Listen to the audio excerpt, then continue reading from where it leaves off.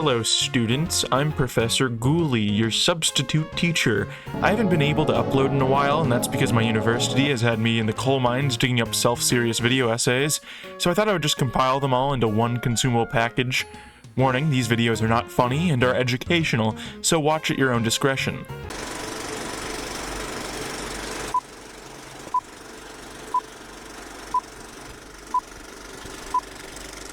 Charles Laughton's The Night of the Hunter, while being a dark expressionistic thriller, shares many similarities to classic fairy tales. By analyzing the storyline and characters, it becomes clear the narrative borrows from multiple traditional storylines, such as Bluebeard, Red Riding Hood, Hansel and Gretel, and Mother Goose. The film pays homage to these timeless tales as a way of connecting the plot to aspects children and their families would be previously familiar with, as to help warn viewers of the corruption which often hides their intentions within faith and Christianity. I will start by analyzing the film's iconic antagonist, Preacher Harry Powell, a demented serial killer keeping up a front as a godly devoted man. He travels Southern America, marrying grieving widows and then killing them. Immediately, there is a strong connection to be made between him and the story of Bluebeard, a rich man who had a plethora of missing wives, whom he would ritually remarry only to later slit their throats and hide the bodies. This is the same fate as Willa Harper, the mother of the story's protagonist, by the hands of Powell. This connection is directly telegraphed at the end of the film when Harry is called Bluebeard by a chanting angry mob once he is charged with murder. Yet, there are multiple connections to be made between Harry and Red Riding Hood's Big Bad Wolf. He is a predator with a hunger for the stolen money fueling his every action. He is depicted typically in shadow from the view of the children, a looming and bloodthirsty creature which stalks its prey. This is especially exemplified when we see him hunt down the Harper siblings. His inhuman dedication even prompts John to remark, "Don't he never sleep," when riding ominously along the horizon. The wolf parallel was already introduced in the opening narration, with Miss Cooper warning of wolves in sheep's clothing. His role as the wolf is contrasted against the children, who are heavily associated with small prey animals. In one such shot, the children are shown beyond a spider's web placed in the foreground, a visual metaphor that the poor siblings are trapped within Harry's web. The children are also referred to little lambs by multiple characters. Beyond being clear Christian imagery, the natural predator associated with the sheep is of course the wolf, making viewers see Powell as more beast than man. Furthermore, the preacher encapsulates another aspect of the Big Bad Wolf, its disguise used as deception. Just as the wolf dresses as Red's grandmother, a trusted member of her family, Harry wears the disguise of a moral father, perceived that way not only by the Harpers, but as the father of the church. He uses this disguise to sneak his way into the domestic setting where children would normally assume safety. Every place the preacher flees to, he spreads his false prophetic wisdom, even having his own hands tattooed to wear his teachings of good and evil on his sleeves. However, this is just a mask to lull victims into a false sense of security, allowing for him to kill and steal without consequence. Throughout the movie, most of the supporting cast are won over by his charm, such as Miss Harper, who convinces herself that he can grant her freedom from her apparent sin, as well as Ruby, the oldest girl at the orphanage, who immediately falls in love with Powell, and even John's little sister Ruby, when despite her brother's warnings, still views him as an authority up until the last third of the film. It is important that all these examples are female, as Harry's manipulation is shown to be gendered. While he does also trick men, Powell specifically targets widows as his victims. Ritually, he convinces his brides that they are sinful, comparing Willa to Eve on the night of their wedding. Then he uses this as leverage, having them believe they need Harry to wash them of their sins, creating reliability. This is in ways a modern retelling of Red Riding Hood, which warns women of what Perel refers to as sacred wolves, being dangerous men who first seem trustable, but have lustful and impure intentions. The main two characters who are an exception to believing Powell's false prophet persona are John and Miss Cooper, who, like the preacher, share similarities to other fairy tale characters. We witness the film through the eyes of the children's siblings, John and Pearl, allowing for the film to be heightened and expressionistic. The siblings' relationship and scenario they find themselves in can easily be compared to Hansel and Gretel, being two helpless children who must fare on their own, traveling into the wild to escape great horrors. At one point, they are even tempted by food to give up the money to Powell, just as the witch traps Hansel and Gretel within her candy house. They even have an oddly similar dynamic to Hansel and Gretel, where Pearl is more emotionally vulnerable, just as Gretel, who was usually the one to be crying, whereas John, just like Hansel, is depicted to be more precocious and stoic, always coming up with a plan to get out of their situation. This is exactly what Miss Cooper remarks at the end of the film, talking about how children always abide, speaking on their resilience. Miss Cooper is a stand-in for Mother Goose, a fictional fairy tale writer originating as an ancient Greek pantomime. In the original story, Mother Goose is a strong-willed woman protecting her goose that lays golden eggs from people trying to take her home. This is even hinted visually when she is introduced, having a flock of geese shown in the foreground. She acts as the opposite to Harry Powell, showing the good in the religion by taking care of her children, protecting them from the evils and teaching them morals. All of these fairy tale homages were written not to copy from works of old, but to use as a foundational teaching tool, with the preacher embodying the darker sides found within Christianity, being a false prophet, using his power as a means to fuel his own greed, anger, and lust, showing an unlawful side of such an accepted institution, especially at the time the film was released. As such, the story uses these borrowed elements to help viewers make associations with stories they would be familiar with, like Red Riding Hood and Hansel and Gretel, helping them make emotional connections to the plot and characters. Just as Perrault's story warns young women of dangerous men, the film goes further by warning of potential corruption which could go unspotted within trusted religious communities, asking those to think critically of those with religious power, a lesson which becomes incredibly important today with bad actors going unnoticed behind the scenes. However, this is not to say the film is suggesting that religion is wholly bad and a platform for the corrupt, as there are the morally righteous who genuinely use the teachings of God to make the world a better place, although the story suggests that it's not always clear who is hiding what. Conveying such a complex moral through terms children can relate and understand, creating a haunting, cinematic bedtime story.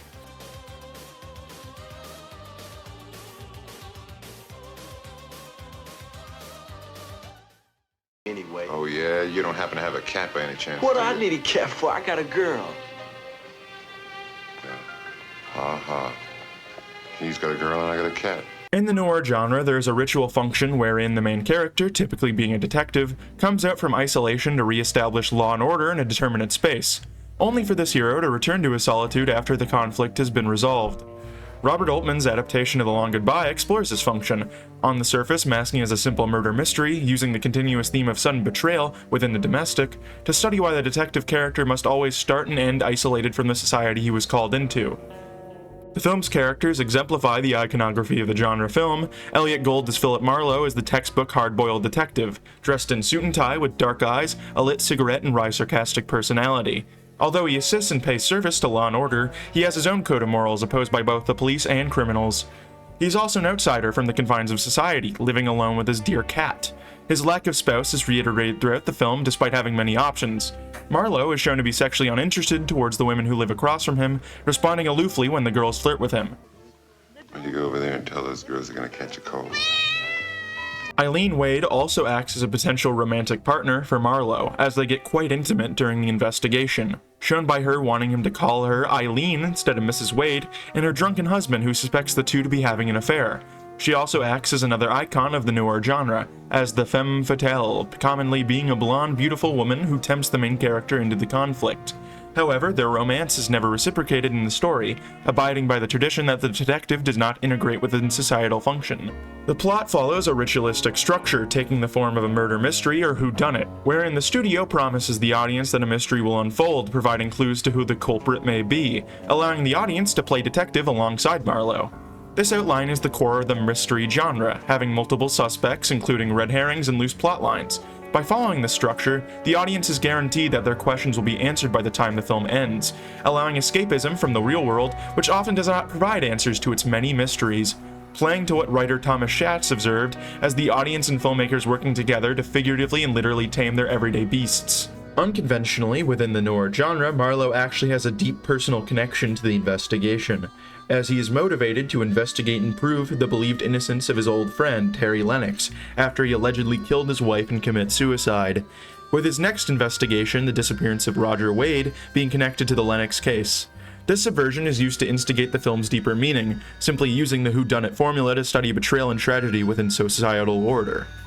At the beginning of the film, Marlowe's beloved cat refuses to eat any food besides its favorite brand. After the store runs out, the pet leaves the home, disappearing for the rest of the film. Repeatedly, Marlowe asks if his neighbors have seen his cat anywhere, hoping it will return. The cat in this case is used as an allegory for the spouse. Just as the cat claws Marlowe, Terry is introduced with a scratch mark across his face after a fight with his wife. Terry, I was just feeding my cat. You ought to be feeding your cat a little bit more too. What happened to you? Beauty, isn't it? Proud of that son of a bitch. What, you and Sylvia going at it again? Yeah, you like to hear the sordid details? No, I've heard them before. This allegory can be attributed also to Wade's relationship, as Roger has become both intellectually and sexually impotent, motivating Eileen to have an affair with Terry, acting as the catalyst for the film's plot. Eileen is shown with a pet of her own, being a large Doberman which always barks ravenously at Marlowe and Roger, only being tamed by Eileen. The dog foreshadows Eileen's affair, having the dog ward off Roger from his own house. Furthermore, there's also betrayal in the medical system, which society should place its trust upon. The private clinic Roger is assigned to is only pretending to treat him. In reality, he is being sedated and then coaxed into paying exorbitant bills. In another example, these themes are again given an animal metaphor. While Marlowe searches for information of Terry's death in Mexico, the camera suddenly focuses on two dogs humping one another. The shot holds on them until suddenly one of the dogs snaps, barking and biting, furthering the pattern that all relationships end with bloodshed. Come on, Astor. I'm honking my horn. You're supposed to get out of the way. You want me to call a cop? Yeah. Betrayal and double crosses are common in the noir genre, adding to the suspense wherein everyone is a possible suspect. The thrill comes in predicting and analyzing which is the true murderer, though in reusing this structure, audience members come to notice patterns, thus losing the formula's effect by having experienced audience members guess the culprit right away. The film turns this trope on its head by literally telling us who the culprit is at the beginning of the film. Thus, the audience, like the detective, is left to believe there must be more to the story, assuming they wouldn't just give it all away in the beginning, using Roger Wade as the red herring, being a typical choice for a film like this. As such, the film acts as an arc of both Marlowe and the audience slowly accepting what was already told to them, that Terry is not to be trusted. Another unconventional element is that the main betrayal doesn't come from a love interest, but instead from a friend. Typically, the only person who can trick the detective is the femme fatale, usually being a gendered depiction of temptation being the male downfall. So, in having our protagonist manipulated by his male friend, it puts paranoia on any relationship, whether romantic or platonic, further isolating our detective from the ordered society. This betrayal leads Marlowe to shoot down Terry in cold blood. At this point, the entire mystery has been unraveled and the conflict diminished. After Roger's suicide and the stolen cash has been returned, Terry has essentially already won, having this murder from Marlowe being emotionally motivated. Narratively, however, it gives karma to a character which the audience wants to see dead in a pool, providing further catharsis for the film's conflict. Well, I killed her, but you can't call it murder. Wade told her about Eileen and me. She started screaming. She was going to tell the cops. She knew I was carrying money for Augustine. She was going to turn me in. I hit her. I didn't try to kill her. I hit her. I didn't mean it. I saw the photographs, boy. You bashed her face in. While the film's conflict of social order are seemingly put to rest, the ending is still bittersweet, as Roger and Terry's wife are both dead because of the affairs. This helps to further Schatz's genre theory that a film's conflict is never solved, only resolved, allowing things to end how they began. We witness the exit of the hero as Marlowe walks down a long road, playing a harmonica to the tune of Hooray for Hollywood, a clear ironic gesture mocking Eileen and the general corruption we witness take place in the city. Collectively, noir has a large focus on its location, commonly being an urban environment such as a city often lit through shadows, being an expressionistic reflection of a city's hidden corruption. 70s LA, as shown in the film, may not be as visually dark as other noir films, but just under the seemingly sunny city, it hides its corruption within its cast of characters. As previously mentioned, the medical institution is common with leech-like private clinics which steal from its patients. Additionally, the police are shown to be corrupt, being racist and homophobic, showcased when they arrest an innocent man for protecting his girlfriend during a protest, and they also call Marlowe slurs during their interrogation, blurring the lines between the roles in society which are expected to uphold moral values. On the other side of the same coin, there are gangsters like Marty Augustine, who are shown to be living a far more ideal life than Philip. You know where I live? While you live in this joint, I live in Truesdale. 3 acres. Across the street, President Nixon. Yeah. I take tennis lessons 3 times a week on my own private court. Oh. You know that? And that's why I'm in perfect physical condition. Yeah.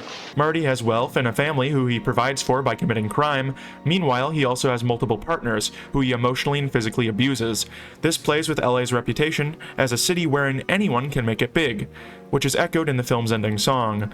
This film argues the only ones who truly prevail are the morally bankrupt, like Marty, Eileen, and Terry, while law-abiding citizens like Marlowe are destined to end up sad and alone. This lends to the cynical conclusion the film provides that the domestic order is doomed to fail, deconstructing a common trope that the detective never fully integrates with society, left forever as a jaded outsider, with Marlowe being unable to keep a lover, a friend, and even a cat. Nobody cares but me. Well, that's you, Marlowe. You'll never learn. You're a born loser. Yeah, I even lost my cat.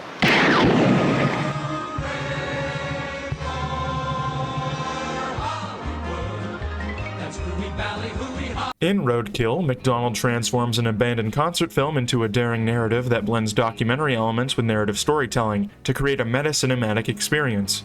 We follow Ramona and her journey across northern Ontario, which serves as both a literal and figurative trip of self-discovery. As we get introduced to the film crew, we get to see McDonald's genre commentary come into play and set up the stage for Ramona's growth as she learns how to take the wheel in life. Originally, McDonald had planned to create a concert film following a band called the Neon Rome while on tour, only for its lead singer, Neil Arbic, to become disillusioned with the demands of touring. His behavior grew increasingly chaotic and erratic as the tour went on, leading him to quit the music industry entirely before the film could even be made. The band's story inspired the director to explore the documentary genre in a new way, using its collapse as the basis for Roadkill's scenario. From its first moments, Roadkill questions the authenticity of what is being shown on screen through its playful dance with the documentary genre. Beginning with an informative documentary-like segment composed of a voice-of-God narrator describing the life of a northern cottontail rabbit. The death of its subject leads to it becoming literal roadkill, symbolically killing the documentary it seemed to introduce. However, remnants of the genre's norms permeate the film and lead the line between the real and the stage to become blurred, encouraging viewers to question how real documentaries are. By having characters within the road film narrative act as a documentary crew, the film comments on the performative aspect of documentaries. The presence of a camera alters how subjects act, introducing a layer of self-awareness or artificiality to their actions. The first interaction between the interview and Ramona underlines this through their dialogue, particularly through the loaded questions directing her answers to fit within the narrative the filmmakers seem to have in mind before approaching her. Ramona's confused reactions and replies disengage the potential manipulation hinted at during the sequence, as she simply refutes the interviewer's claims, using this opportunity instead to express her frustration at her situation. While she seems to be honest, the sound technician breaks the fourth wall by entering the shot, disregarding her few last words, implying that the documentary loses interest when she does not align with the film they had in mind. By inserting himself within Roadkill as the documentary filmmaker in a comparable situation to his own, McDonald adds a meta layer that blurs the line between reality and fiction even further. Both his character and himself creatively pivoted when their original documentary concepts fell apart, reshaping the film around Ramona's journey and salvaging whatever he could from the remnants of his initial vision. In this scene, we see Ramona at her lowest. She's lost everything and has no way to continue forward. This sets the stage for her journey of self-discovery and growth, as she joins the film crew on an adventure through northern Ontario in order to find the band.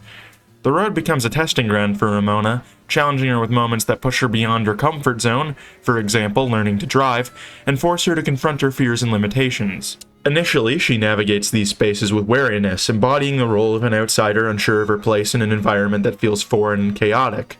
As she moves farther away from the city and deeper into rural and more northern regions, these landscapes begin to shape her, teaching resilience and bringing out her inner strength, one she didn't know she had possessed.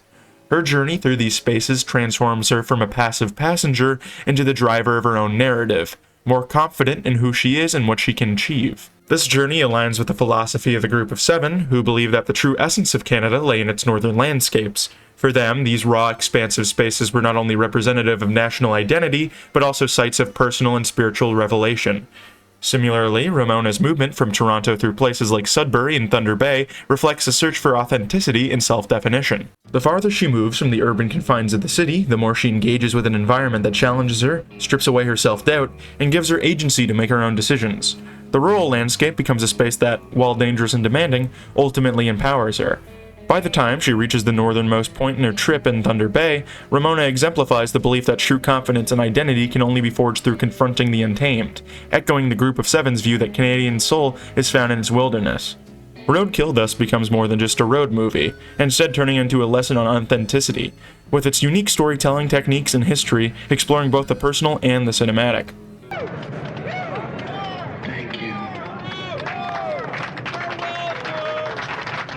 Terry Gilliam's Brazil helms a satirical perspective on the British dystopia by focusing on the incompetence of bureaucracy and technology, wherein anyone acting to oppose the state is threatened not only by authorized police, but by losing their minds to bureaucratic red tape, creating a dystopia wherein citizens are taught to shut up, do their job, and never ask questions, with the few dreamers, such as Sam Lowry and Tuttle, being doomed to failure, having no greater effect on changing the views of the public. Through Sam, the film deconstructs the dystopian hero, unable to fully escape the state, only to be free in his own fantasies. Don't forget your receipt. Don't forget your receipt. I'm sorry. but I'm a bit of a stickler for paperwork. Brazil borrows many aspects of George Orwell's 1984. This is most displayed in information retrieval, a paranoid department that watches for possible terrorists. Members of the public are captured and interrogated for opposing the state, having little to no free speech or privacy from the government. The two stories are stylized similarly as well, with the film highlighting brutalist architecture, laden with threatening propaganda. The main difference between the two is that 1984's Oceania is widely shown to be infallible. Using the Ministry of Truth, the state can erase people and things from recorded existence, allowing them to rewrite history for their own benefit. Big Brother largely has a lock on all its citizens, with its surveillance and private militias like the Thought Police. In short, the state's threat is taken completely seriously within the novel. In Brazil, however, it shows their government to be more incompetent. Their stupidity being the catalyst for the film's plot with the false arrest and murder of an innocent man. This is due to the city's overly complicated network of departments, wherein actions are passed from building to building in a proverbial game of telephone. Neither department takes true accountability for the error, deciding instead to bribe the man's widow with money. Most workers act completely apathetic towards the injustice, being accustomed to the city's corruption. The state's incompetence is also reflected in the film's malfunctioning technology. The city is over-reliant on their different machines, which are designed to be effective, but the opposite is achieved. Lowry's home and workplace appliances are constantly working against him, sending Sam down a spiral of anger and madness. This works to satirize the growing obsession of technology in the 1980s, which particularly frustrated Gilliam. Although this general incompetence works to the state's favor, as anyone who tries to report and stand against them is blocked by overwhelming amounts of paperwork, with the idealistic Jill trying to bring justice to her neighbor, only to be sent back and forth between different unscrupulous departments. And just for pursuing the truth, she's put under the suspicion of being a terrorist. It was a bomb. It was a bomb. I should have opened it. I sat there with it next time. What? There's a bomb, asshole! Bribe. For official monkeys like you. To keep citizens placated, they are distracted by rampant consumerism, buying useless objects just because other citizens have them, and one example being the running gag of people giving Lowry a useless desk toy for his promotion. This object is designed to seem as useless as possible. The outskirts are shown to be completely polluted and destroyed, being hidden behind a wall of billboard advertisements blocking citizens from seeing the scenery, being a visual metaphor for how the government uses capitalism to shield away attention from their misdeeds. The ideal citizen is displayed through Sam's longtime friend Jack Lint. He has achieved everything Sam is not, with a high-ranking job, loving wife and family, though he is shown to be completely spineless and aloof, fine with torturing innocent people, talking to his child with blood all over his work clothes. We see the slums of the city, with the lower class having to live at the bottom of the suffocating skyscrapers. Here we see the youth of the film's society, mimicking the violence exhibited by the government's militia. Out of boredom, they light Sam's car ablaze while he's inside Buttles, fitting with other dystopias we've covered, wherein the youth expresses their distress through mindless violence. Meanwhile, the adults are obsessed with their own vanity. We see the perspective of death through Sam's vain mother. She and her friend are obsessed with cosmetic surgery, repeatedly attempting new procedures to retain their youth. These, like the rest of the film's technology, are prone to failure. While Ida's procedures restore her face perfectly, allowing her to have flings with young men, Alma's procedures slowly deteriorate her health, causing her death. Despite these risks, housewives are still drawn to recapturing their lost beauty, with Jack's wife Allison having had so much facial modification that Sam can no longer recognize her. This is capitalized in the film's ending sequence, showing Miss Lowry to now resemble Jill, implying that she could have become as vain as his mother within the system.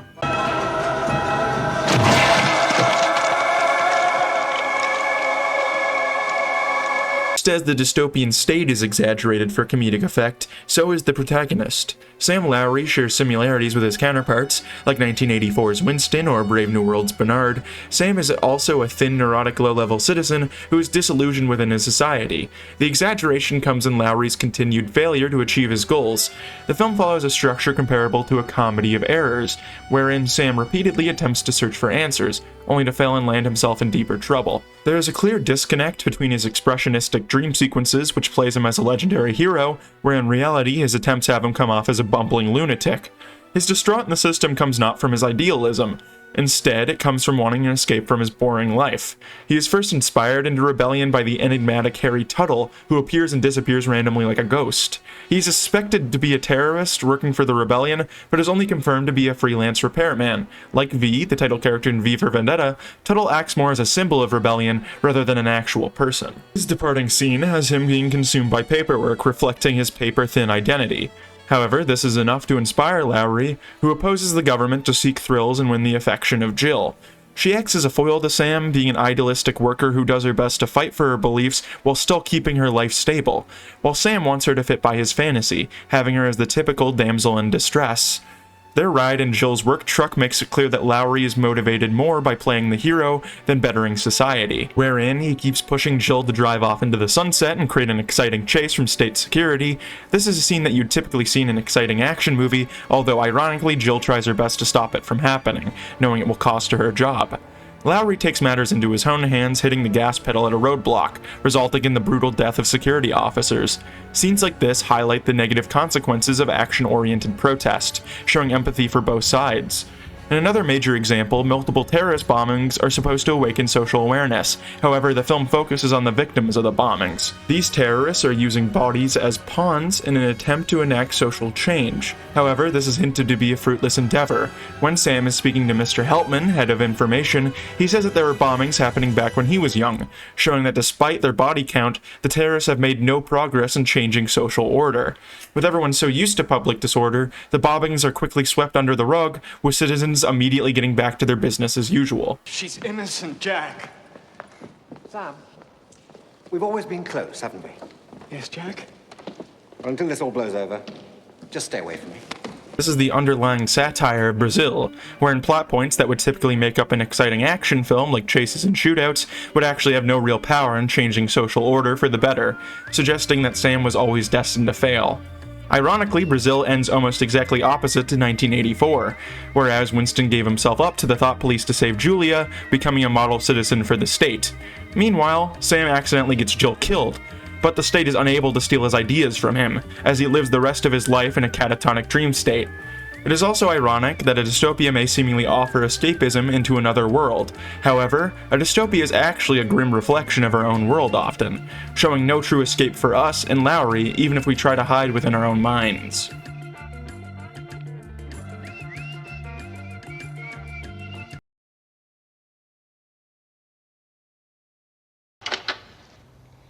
What do you want? No time for the old in and out, love. I've just come to read the meter.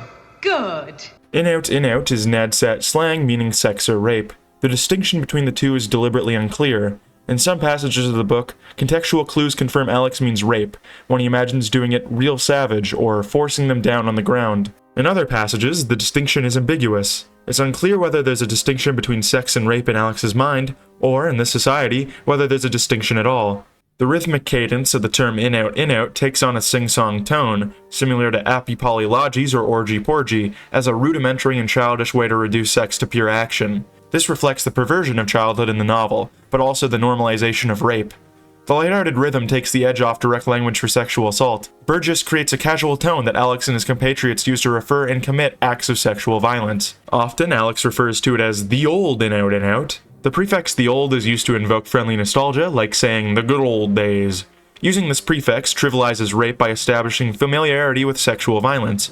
It makes it commonplace, routine, as though to make it punishable would be the real abnormality. Also, most Nadsat words are inspired by Russian or Cockney slang and require context to decipher. In-out, however, uses the word in and the word out, simple workhorse words of English. It's a rare instance where Clockwork Orange's terminology actually feels understandable, using familiar terms and concepts to establish a more acceptable language for sexual assault. In constructing his slang, Burgess uses male-centric misogynistic language to demonstrate dehumanizing acts against women. In-out is a one-sided description of a man penetrating. Plunging, another Nadsat word for sex, is similarly male-centric and mechanical. Words for women like sharp, sumka, and suka stem from degrading terms such as cunt and whore, both of which are sexualized words meant to objectify women. In-out reflects how rape culture can be built into language itself. The term also gives us insight into the lack of sexual intimacy in dystopias. Alex's relationship with his parents, victims, droogs, and parole officers all boil down to power. Who is the user and who is being used?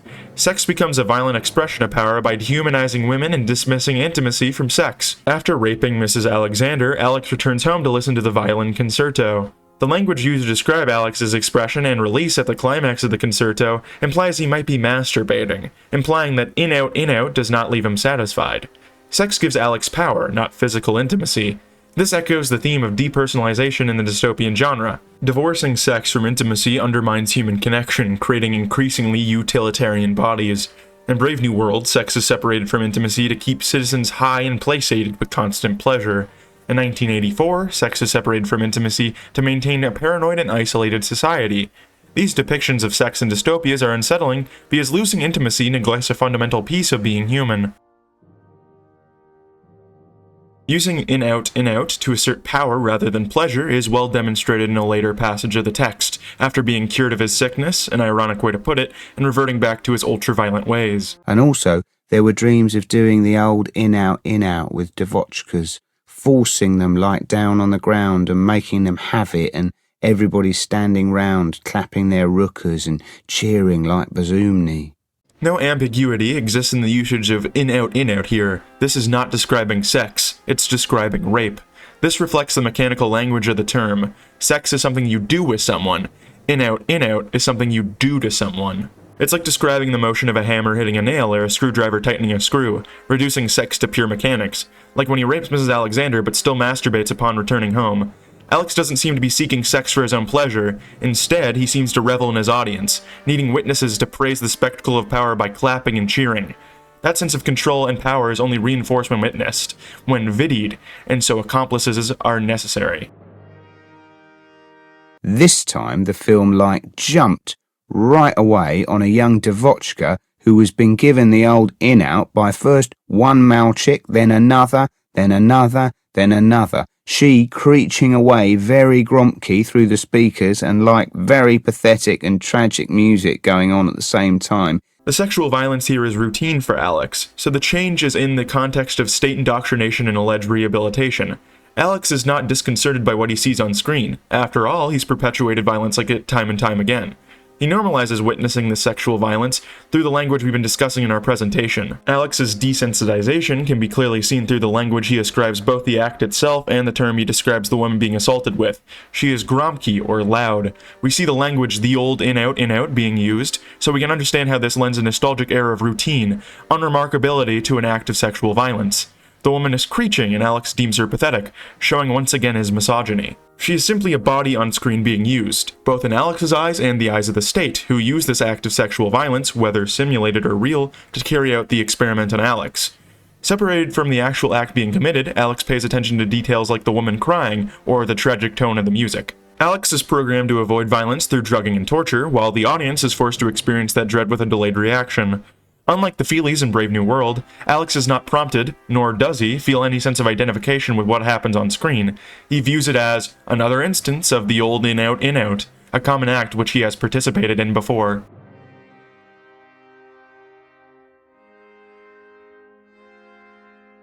Bob Clark's Black Christmas is one of the first slasher films to be released, just 4 years before John Carpenter's classic Halloween. Additionally, it is a Canadian film, being filmed in Toronto. The film follows a female perspective on male violence, particularly in domestic abuse. This can be compared to the filmography of David Cronenberg, which typically comes from a male-dominated perspective, especially in his 1977 film Rabid, wherein the threat comes from a sexually independent woman. In this video, I'll be analyzing both films together to contrast and compare both Canadian horror classics. For Rose's transformation, she is shown to be male-dependent. At the beginning of the film, she is waiting for her boyfriend, Hart, to drive their motorcycle. This fulfills conservative gender roles, wherein Rose is just a passenger to the man who has full control, although they crash into a van, nearly fatally injuring her. This is the cause for her transition, being failed by her male partner and put into surgery. Oh, jeez.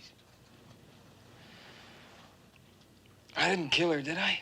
Unawakened, Rose no longer wants to eat food and is drawn to feeding on human blood. This appetite is sexually coded, having her embrace and hold her victims to feed off of them. She targets both male and female victims, having scenes where she is embracing a woman, breaking a bisexual taboo.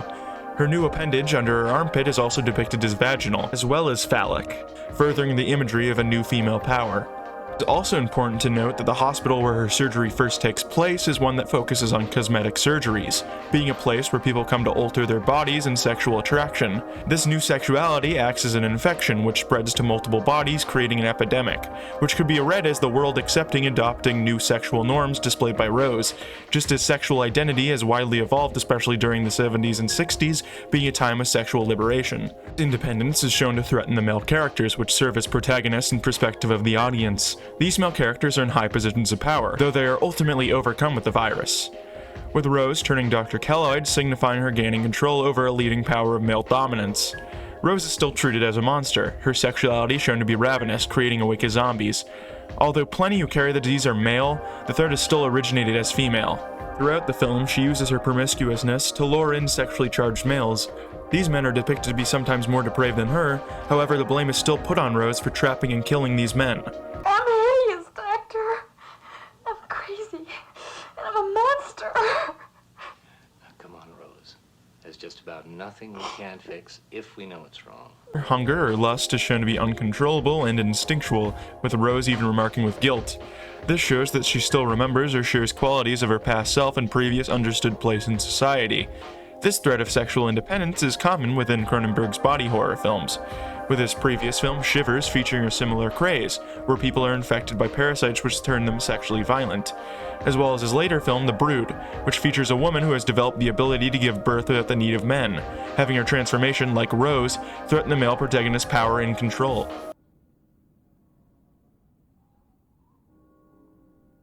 This is reversed in Black Christmas, wherein the threat is a sexually violent male witnessed through the eyes of female protagonists. The killer leaves sexually charged phone calls, using demeaning terms for women to scare the girls, being assumed to be a sort of prank, normalizing this language. Pretty big cunt. I make a pretty big clit. I'm like a tuning fork, baby.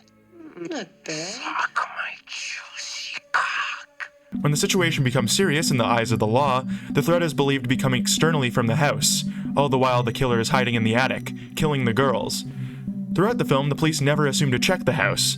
This is a clear metaphor for domestic abuse, wherein clear signs of violence are ignored or rationalized. This is furthered by the festive setting of the film, the typically jolly holiday being a mask to the true horrors which happen in secret. This is alluded to in Barb's death scene, where her brutal death is played alongside scenes of children caroling, the holiday tradition causing her friend Jess to be completely distracted from Barb's death, just as a seemingly cheerful holiday masks the trauma caused by male and female violence. I don't know if it's any consolation, but 90% of the time, girls are reported missing from the college. They're at a cabin somewhere with a boyfriend. Thanks. But that's not much consolation. Even when Claire is missing, her disappearance is not taken seriously by the police. Sergeant Nash assumes she's with another man cheating on her boyfriend. There's a pattern of blame being placed against the girls of the violence they're a victim to. The girl's sexual dependence is questioned by Claire's father, who worries his daughter has been sleeping around. There's blame put onto Barb, the most sexually dominant of the girls, who provokes the killer over call, so for the rest of the film, Claire's disappearance is blamed on her. This also fits in the red herring of Jess's boyfriend Peter. He is shown to be angry towards Jess for wanting to get an abortion. As such, the audience and Lieutenant Fuller assumes Peter to be the killer, rationalizing Jess's choice as a motive for the murders. This puts blame onto Jess, with the violence perpetuated after her choice to get rid of the baby. Just like having a wart removed. Oh my God. However, Peter is not the true killer, whose identity is left to be completely anonymous. There are hints to his motivations, however, and identity, going between different voices like Billy and Agnes, adopting the former in first person. It can be interpreted that this Billy character was a victim of some sort of domestic trauma, looping back to the theme of the film, though it's not made completely apparent. Apart from the obvious connections like genre, decade, and the holiday season, the film shares similar themes, both having sexually motivated antagonists, and the sexual transgressions both put at the blame of independent female sexuality. The main difference comes from the perspective actions are witnessed through. Rabid views sexual violence through a misogynistic and patriarchal standpoint, where the old ways are challenged by the new, with the protagonist fearing change. Whereas Black Christmas comes from more of a feminist point of view, wherein women's pain and trauma go underlooked and misunderstood by society. Another integral difference is that Rabid's violence is widely broadcasted, with Rose's virus becoming an epidemic in media circus. This is to reflect how sexuality is constantly changing, putting fear on the past generation. While in Black Christmas, the violence is hidden, having most of the body or even the killer be discovered, reflecting how domestic abuse is often unseen. This theme of sexual violence has continued to be depicted in horror, especially in Canadian horror cinema, with Mary Harron's American Psycho also depicting a sexually violent killer whose crimes go unseen by society. While the satire of Patrick Bateman is focused more on his class than gender, the same themes as Black Christmas are explored, having violence which happens in plain sight.